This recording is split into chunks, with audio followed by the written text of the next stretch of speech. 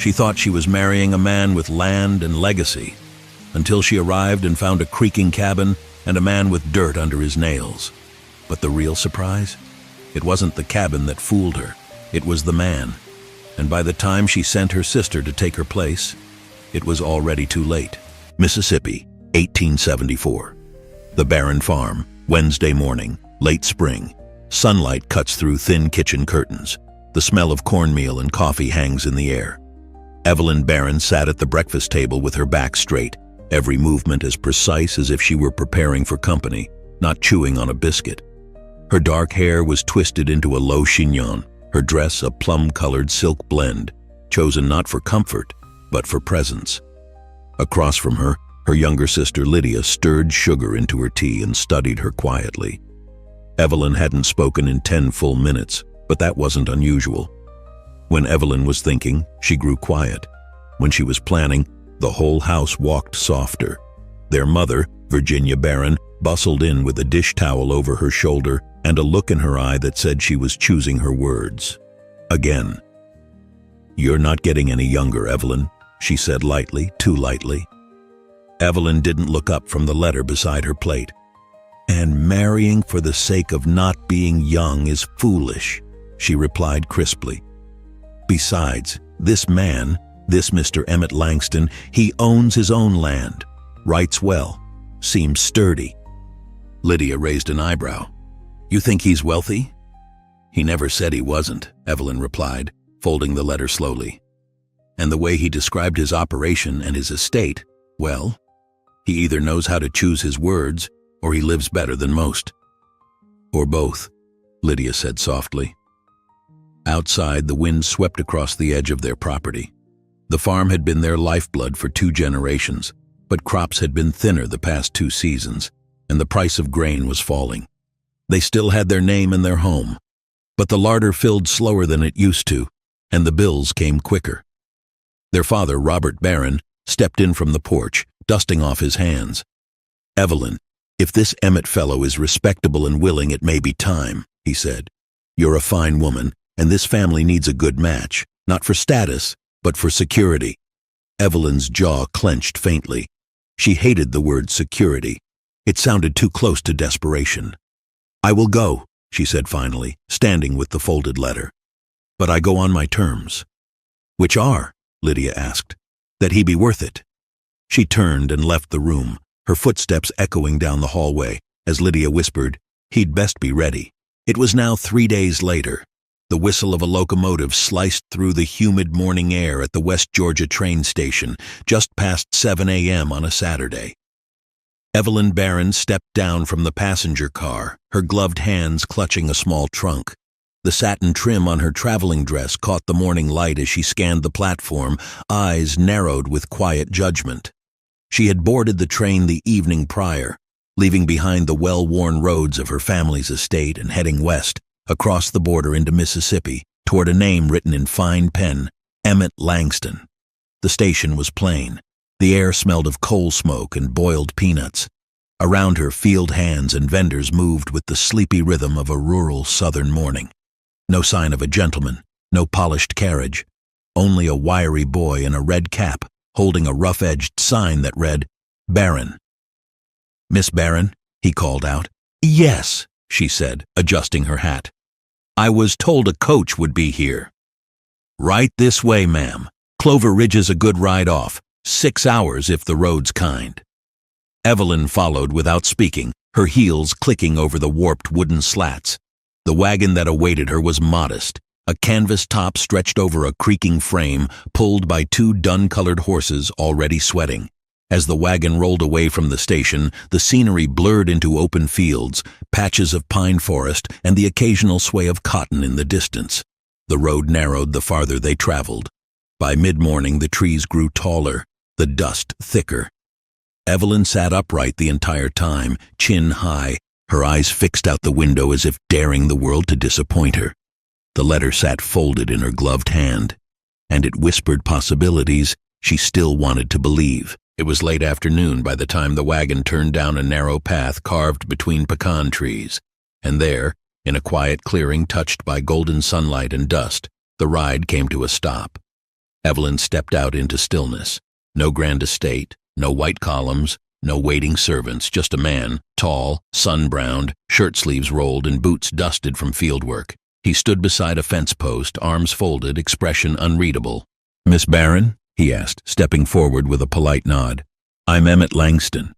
Evelyn's breath caught, not because he was unattractive, but because he was the opposite, striking, steady, and entirely not what she expected. Her gaze flicked past him.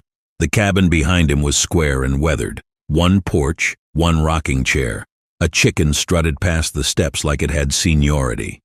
"This is your home?" she asked, her voice clipped. "It is," he replied plainly. "Hope it ain't too rough a sight after the journey." "Your letter made it sound different." "I spoke the truth," he said. "I own land. I work it. Everything I have is here." The words weren't apologetic. They were grounded, certain, but Evelyn felt the sting of assumption unraveling. This couldn't be what he meant by estate. This couldn't be what she'd dressed for. "Then I suppose," she said with a thin smile, "we shall see how well your estate suits a lady." He gave a nod, neither offended nor amused. "Yes, ma'am." And just like that, he turned toward the porch and began to walk, expecting her to follow. 3 days after her arrival, the Mississippi sun had made no apologies. It poured through the small window at dawn with a heat that woke Evelyn Barron before the rooster could. The pillow beneath her head had the texture of old cotton batting, and the blanket had slid halfway off the bed in the night. She sat up with a start, heart pounding. The mattress beneath her was thin, the pillow flatter than her patience. She blinked, trying to process her surroundings. A single room. Worn floorboards, a small wooden dresser with a chipped mirror. Her travel trunk sat unopened at the foot of the bed. The lace on her nightgown looked absurd against the coarse linens. Then the rooster crowed. With the volume of a trumpet, its call pierced the still air just as the sky blushed pink behind the trees. It crowed again, this time closer. Evelyn threw the quilt aside. About 10 minutes later, she stepped onto the porch, now dressed in a traveling skirt and blouse, her boots freshly dusted. She would not be defeated by a chicken. Emmett was already outside, chopping wood by a stump in the yard. He glanced over his shoulder, nodded once, and returned to his rhythm. Chop, thunk, chop. The sleeves of his shirt were rolled to the elbows, his arms flexed with each strike, sweat already dotting the back of his neck. "Do you always rise this early?" Evelyn asked, trying not to stare. "Only when I need the day," he replied. "And when don't you?" "Haven't had one of those yet." She crossed her arms, lips pressed tight. He paused mid-swing. "You hungry?" "I'd prefer tea," she said, "and a proper wash basin." He pointed with the axe. "Springs out back, buckets on the hook. Firewood heats the water quick enough. I'll see to some eggs." And just like that, he resumed chopping. Evelyn didn't move. It was only when a splinter from the log cracked and flew near her boots that she blinked and turned. A short while later, she stood at the stove, staring down at the eggs in the skillet like they'd insulted her lineage. "Should they be bubbling like that?" she asked sharply. "Only if the pan's hot enough," Emmett said from the table, where he was cleaning a rifle. "And how will I know?" He looked up, calm. "When they're cooked." She exhaled slowly, turned back to the eggs, and flipped one too soon. The yolk ran across the pan like a protest. He didn't laugh. He didn't offer to take over. He just watched, quietly, patiently. "I was not raised to be someone's cook," she muttered, "and I didn't ask you to be." "Then what did you ask for, Mr. Langston?" He looked her straight in the eyes. "Someone willing to stay." That silenced her more than any snide reply ever could. Later that day, as the sun climbed high and the heat thickened, cicadas buzzed from the trees. Evelyn sat on the porch, fanning herself with a page from the Southern Review, one she'd brought along and reread thrice. Emmett returned from tending the corn patch, shirt damp, a bunch of wildflowers in one hand. He laid them on the porch rail without a word. Evelyn eyed them, then him. "You pick flowers often?" "Only when there's someone to give them to." She said nothing. But for the first time since arriving, she didn't look away. By the time the lantern was lit and the frogs began their nighttime chorus, Evelyn sat brushing her hair in the mirror, the sound of rustling leaves a lullaby she hadn't asked for. She glanced at the bed. He'd laid out clean linens for her, took the floor without protest. That night, as she turned out the lamp, she whispered to the darkness, "He's handsome, but poor." The air replied with silence. The next morning came slow and soft. Passing post-rider stopped by the fence to drop a letter. Evelyn's handwriting had been unmistakable, and it had reached her family in Georgia by then. Back at the Barron house, Lydia Barron read the letter aloud at the breakfast table, her brow furrowing. "It's not what she expected," she said softly. "She wants me to visit, bring supplies." Their mother sighed. "Then go.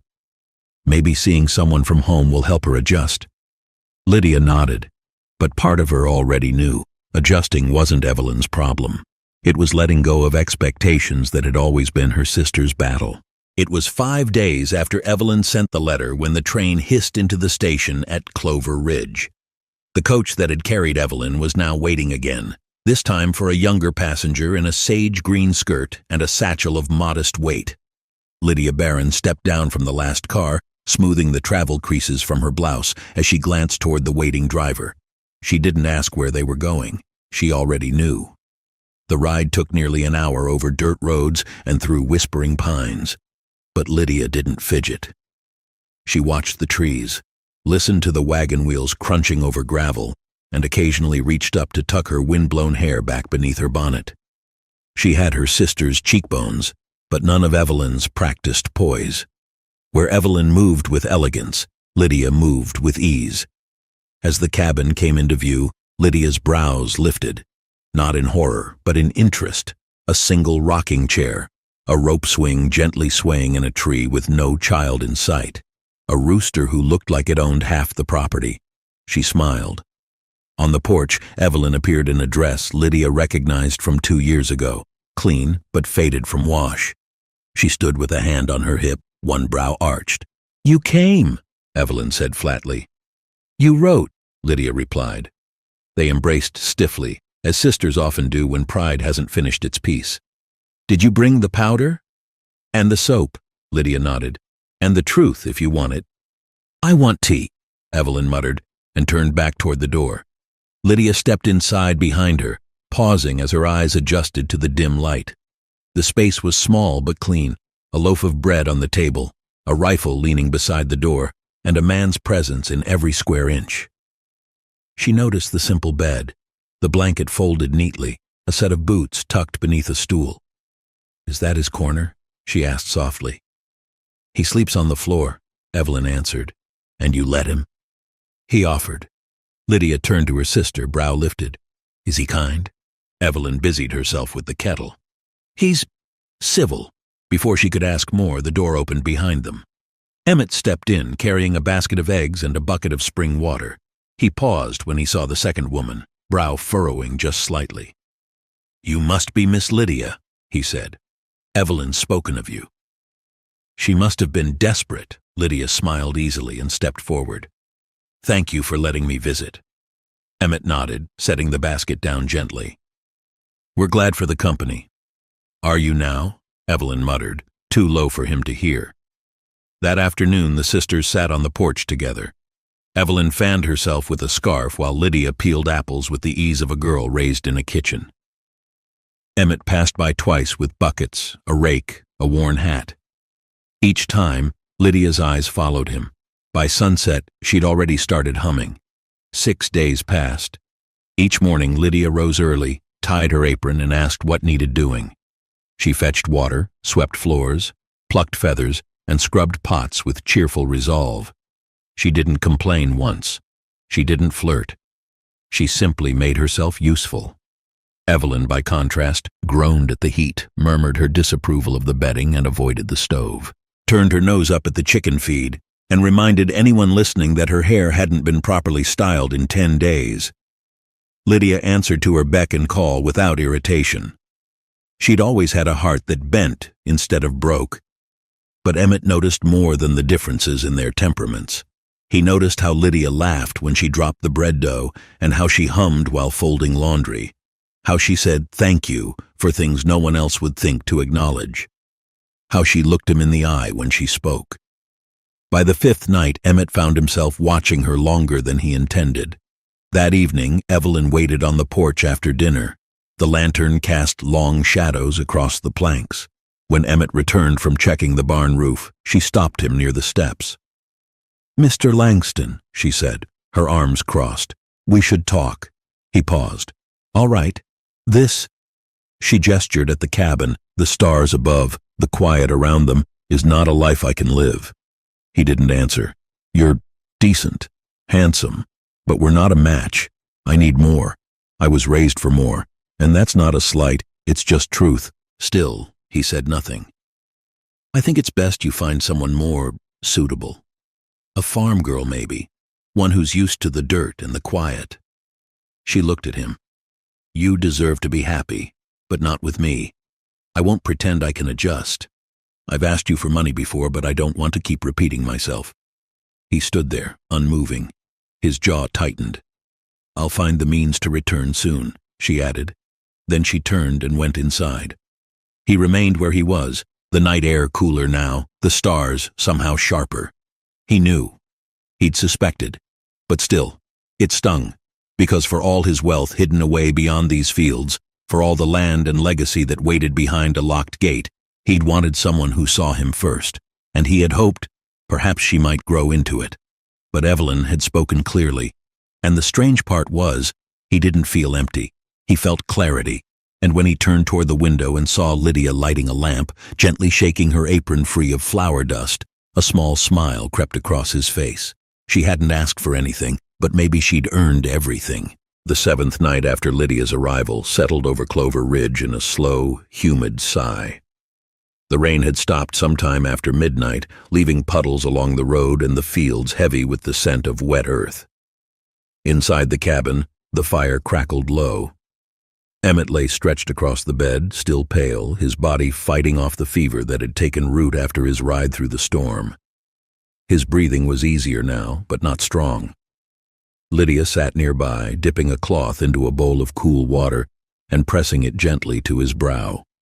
She moved carefully, like one wrong shift might wake a sorrow she wasn't ready to name. Across the room, Evelyn packed. Her gloves, her hat, her folded dresses, each item laid neatly into the small trunk she had arrived with. She closed the lid with a soft click, and for a long moment simply stood there, hands resting atop it. Finally, without looking up, Evelyn spoke. "Lydia, we need to talk." Lydia squeezed the cloth out and placed it back in the bowl, rising to her feet. "All right." Evelyn sat down at the edge of the trunk, smoothing her skirts with absent fingers. "I can't stay," she said, her voice even but not unkind. "You see it, don't you? I don't belong here. I was not made for this, for chickens and hauling buckets and boiling potatoes over a smoky fire." Lydia watched her, saying nothing. "I was raised to expect more," Evelyn continued, her chin lifting slightly. "Not because I'm greedy, but because I was taught to honor where I come from. We had standards, we had pride." She smiled thinly, almost sadly. "You're different, Lydia. You always have been. You don't mind muddy boots or flour on your hands. You were always the one feeding the hens, or gathering apples, or patching the neighbors' shirts without a second thought." Lydia's lips twitched into a small, sad smile. "There's nothing wrong with that," Evelyn said. "It's admirable, but it's not me, and it never will be." It was 2 days after Evelyn's departure when the fever finally broke. Emmett woke at dawn, the weak light sliding in through the cabin window.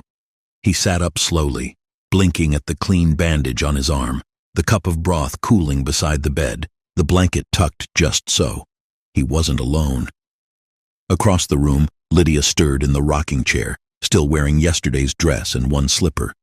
Her hair was falling from its pins. A book lay open on her lap, one finger still inside the page she hadn't finished reading. He watched her a long moment, then said softly, "That chair can't be comfortable." She startled, then smiled, gentle, real, tired. "It's not," she said, stretching her arms. "But you were. You stayed. Someone had to make sure your boots didn't walk off without you." They both laughed quietly, and for the first time since she'd arrived, something settled between them. not as guest and host, not as caretaker and patient, but as something warmer, something ready. By late morning, Emmett stood outside, steady on his feet, breathing in the wet scent of earth after rain. Lydia handed him a mug of tea and sat beside him on the porch step. "You need to get your strength back," she said. "I will. And maybe brush your hair," she added, smiling. "One crisis at a time." He looked at her for a moment. "There's something I want to ask you," he said, voice low, his eyes catching hers with rare softness. She looked at him, brow tilted slightly in curiosity. He reached out, gently taking her hands. His palms were still rough from work, but his touch was careful, reverent.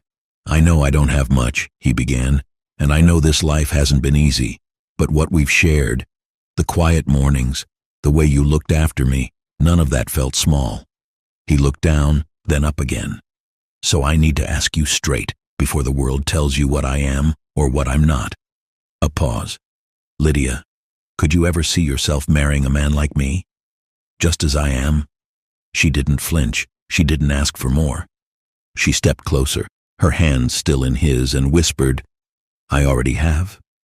Then she kissed him. It wasn't a kiss of passion or perfection. It was something more, rooted, present, filled with calm certainty. When they parted, he exhaled like he'd been holding his breath for years. "Thank God I found you," he whispered, forehead resting lightly against hers. That afternoon he cleared his throat and said casually, "We should go into town. Visit some friends." Lydia gave him a look. "Friends?" "Just for a bit," he said.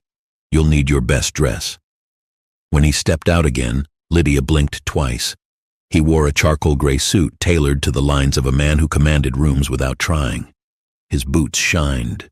His collar was stiff. He looked nothing like the farmer who chopped wood in rolled sleeves. "Where did you find that?" She laughed.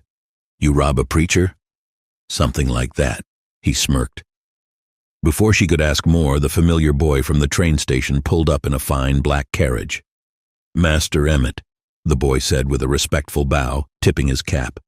Lydia blinked. "Master?" she repeated under her breath, glancing sideways at Emmett. He didn't look at her. He simply gestured for her to enter the carriage, as if nothing were strange. But Lydia's mind was already turning. The ride took them through winding country roads, each turn more picturesque than the last.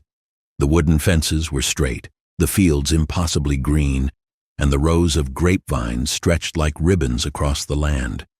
Lydia leaned forward, peering out. "Your friends must make wine," she murmured.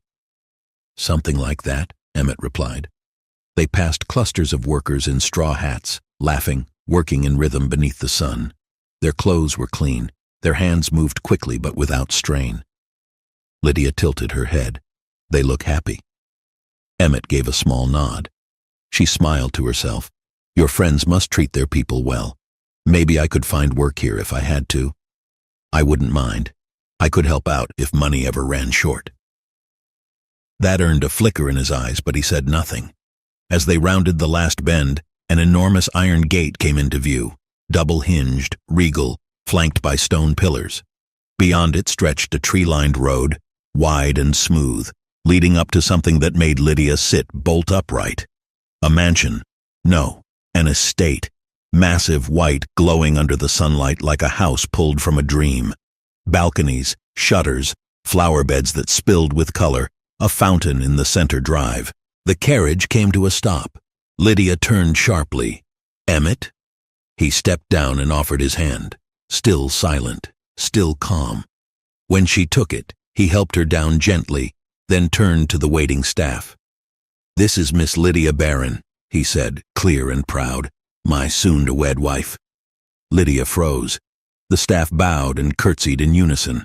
"Welcome home, sir," they chorused. Lydia's heart skipped. "Home?" She turned to him, eyes wide. Then, like a child trying not to be noticed, she poked him lightly at his side. "Emmett," she whispered urgently, "what is this?" He didn't answer. He took her hand and ran with her, smiling like a boy at harvest time. Through the massive doors, across polished marble floors, past gleaming chandeliers and portraits with eyes that watched them pass. Lydia stumbled once, breathless, clutching his coat as they spun through the grand hall. "Emmett." He turned and caught her, held her, kissed her. They stood in the great hall, still breathless from the kiss, from the surprise, from the strange new rhythm of belonging. Lydia's heart pounded, not with fear but with the weight of what had just been shown to her. She stepped back slightly, not out of doubt, but from the need to breathe. "Why?" she asked quietly. "Why go through all that? The cabin, the work, pretending to be someone you're not?" Emmett didn't flinch. He took her hand and guided her gently toward the parlor, where the sun spilled through tall windows and turned the floor gold. "Because," he said, voice steady, "I've seen what happens when money walks into a room first."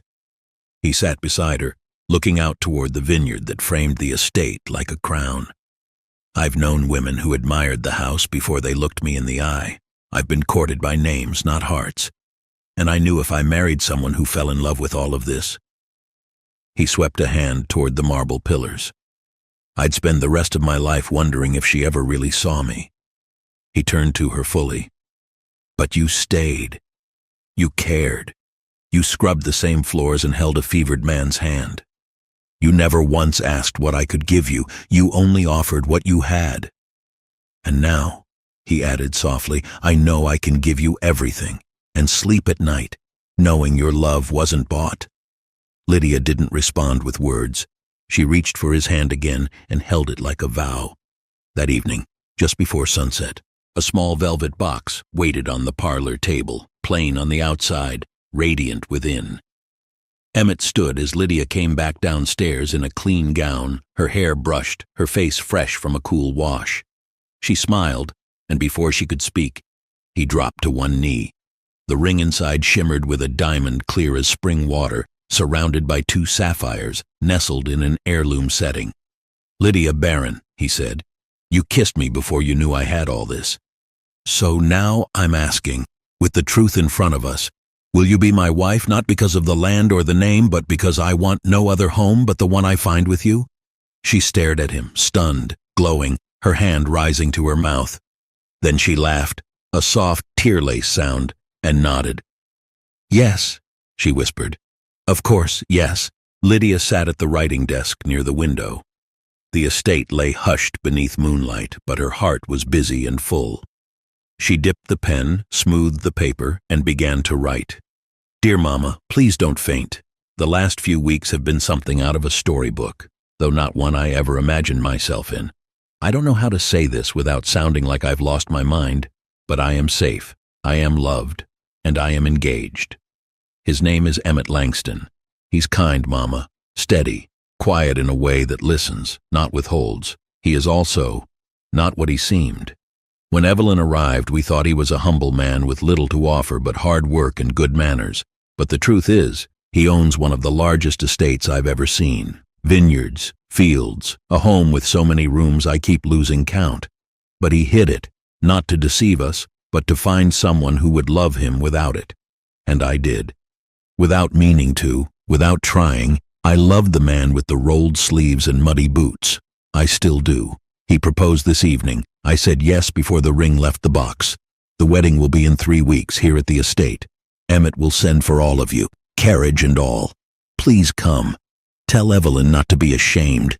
There is no bitterness in my heart, only love. I need her there. I want her there, and I know you do too. Don't let pride keep her from joy. I'll be waiting. With all my heart, Lydia. Back at the Barron family's breakfast table, it was quieter than usual. Summer heat pressed against the windows and the scent of biscuits lingered in the air. Mr. Barron stirred his coffee with one hand and read from the paper with the other.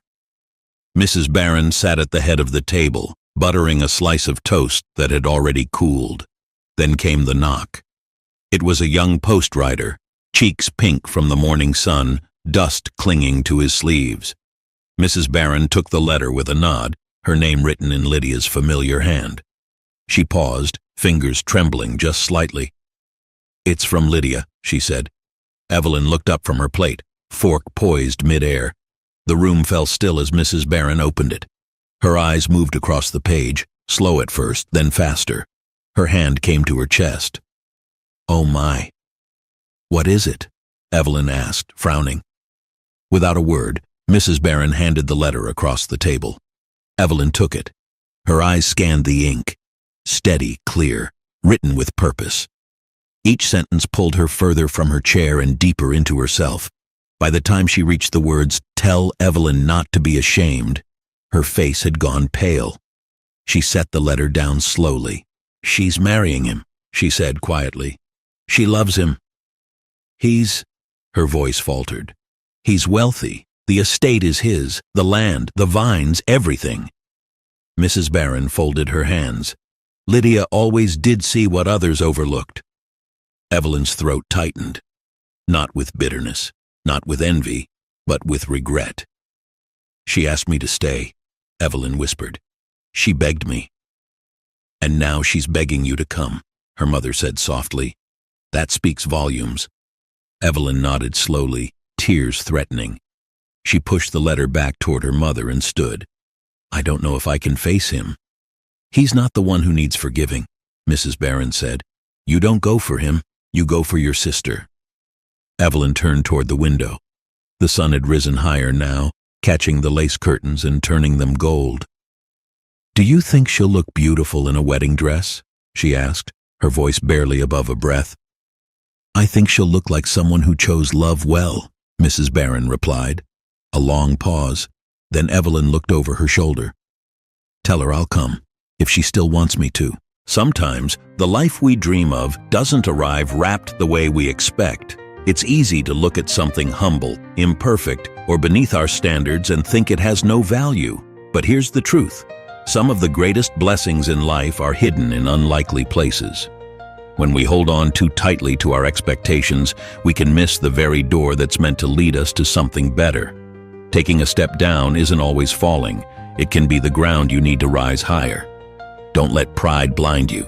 Stay open, stay teachable, and you'll be amazed at how life rewards humility, faith, and a willing heart.